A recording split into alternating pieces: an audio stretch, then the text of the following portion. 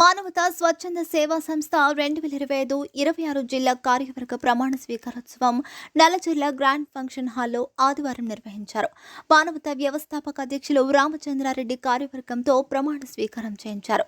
ఈ కార్యక్రమానికి ముఖ్య అతిథులుగా గోపాలపురం శాసనసభ్యుడు మద్దిపాటి వెంకటరాజు, ఏఎంసీ చైర్మన్ బ్రహ్మరాజు తదితరులు హాజరయ్యారు.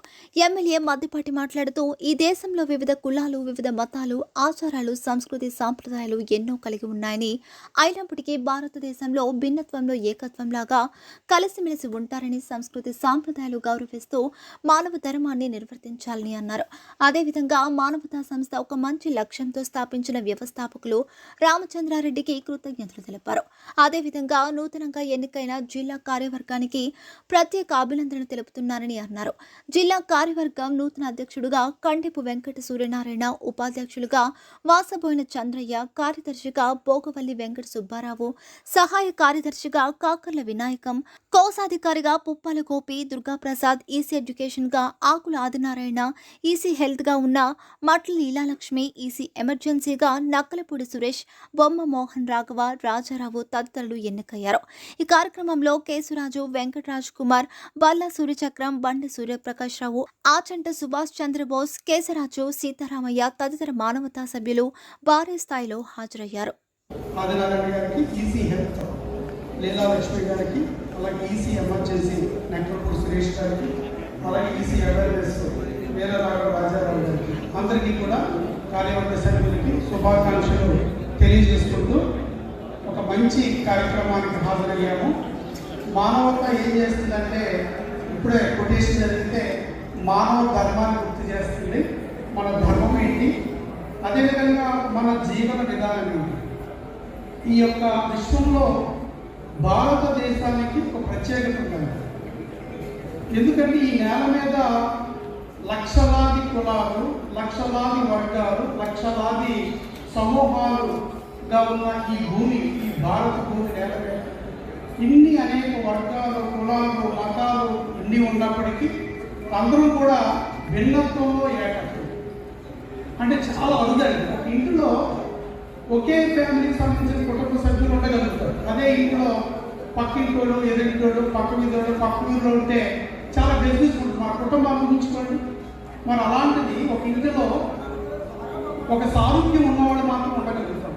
కానీ భారతదేశాన్ని ఒక గృహంగా తీసుకుంటే మరి ఈ నేల మీద ఇన్ని వేల ఏళ్ళుగా ఎన్ని కులాలు, ఎన్ని మతాలు, ఎన్ని సంస్కృతులు, ఎన్ని ఆచారాలు, ఎన్ని సాంప్రదాయాలు విభిన్నంగా ఉంటాయి. దానికి సంబంధం లేదు. అయినా అందరం భిన్నత్వంలో ఏకత్వంలాగా ఒకే కుటుంబంలో, ఒకే గృహంలో జీవిస్తున్నట్టుగా ఉంటాం. అది ఈ భారతదేశం యొక్క గొప్పతనం, ఈ నేల గొప్పతనం, ఈ యొక్క గాలి గొప్పతనం. ఆ గొప్పతనాన్ని భావి తరాలకు అందించారు. అంటే మన ముందు తరాల వాళ్ళు మనకు అందించారు, కానీ మనం భావి తరాలకు అందించగలుగుతాం అనేది ప్రశ్నార్థం. ఖచ్చితంగా అందించడం అనేది సంక్లిష్టమే. అనేక మార్పులు, జీవన విధానంలో వచ్చిన మార్పులు కావచ్చు, ప్రపంచీకరణ కావచ్చు, ఆధునీకరణ జీవన విధానం కావచ్చు, అలాగే మనిషిలో సంకుచిత భావజాలం కావచ్చు, స్వార్థం కావచ్చు, అన్నీ పెరిగిపోతుంది. ఇలాంటి సందర్భంలో భారతీయ భావజాలాన్ని, మానవ ధర్మాన్ని ముందుకు తీసుకెళ్ళడం చాలా సంక్లిష్టం.